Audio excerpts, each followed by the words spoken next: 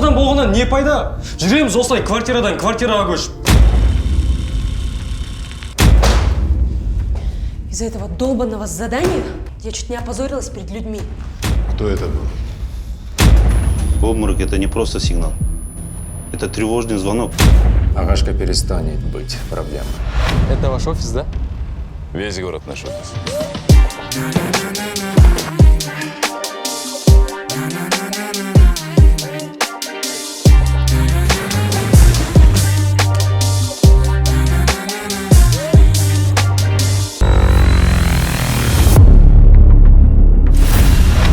Это человек слова. Его слова – это закон. Даже влиятельные люди города обращаются к нему тогда, когда ситуация выходит из-под контроля. Иногда его методы кажутся жесткими, но зато результативными. Посредник вот или решал. Қазақша айтқанда делдал.